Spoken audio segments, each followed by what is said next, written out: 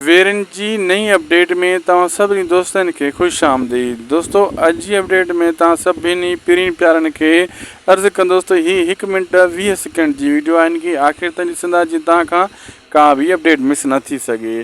काफ़ी दोस्तनि जा इहे कमेंट बि आया त ख़ासि करे जीअं दुलाब ड्रामे में जेका बि अदाकार हुया ऐं दोस्तनि जो इहो मतिलबु कमेंट आया त इहे वेरनि जी बस्ती ड्रामे में अगरि हुजे न, जीअं हाणे साईं निसार शाह मार धाड़ कई बाबा, हिते बि त हाणे मञा थो साईं निसार शाह जो अलॻि करेक्टर हर ड्रामे में हूंदो आहे। एजाज़ मल्हार जो जेको करेक्टर हुयो, या हिन जो इरफान शेख जो जेको करेक्टर दुलाब में हुयो, या वरी उन आज़म एंगल जो जेको करेक्टर हुयो, उहे करेक्टर दोस्तों हर ड्रामे में नथा थी सघनि। हिन में अज़ीज़ कंवराणी जेको आहे बहितरीनु अदाकारी निभाई आहे हिन ड्रामे वेरनि जी बस्ती में, पर उहे अदाकार जेका हुते हुया हिते उहो किरदारु नथो मिली सघे। होॾां हाजन तीवणे बि भली अदाकारी कई आहे वेरनि जी बस्ती ड्रामे में, हुन पंहिंजो सुठो किरदारु अदा कयो आहे ऐं निभायो आहे।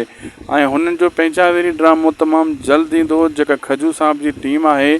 तव्हांखे कुझु ॾींहुं वेट करिणो आहे। पंहिंजावी ड्रामे में उहे सभई अदाकार तव्हांखे हिकिड़ी ड्रामे में दुलाब जी टीम नज़र ईंदी, ज़हर ज़िंदगी जी टीम नज़र ईंदी। लाइक सब्सक्राइब शेयर ज़रूरु कंदा असांजे चैनल खे।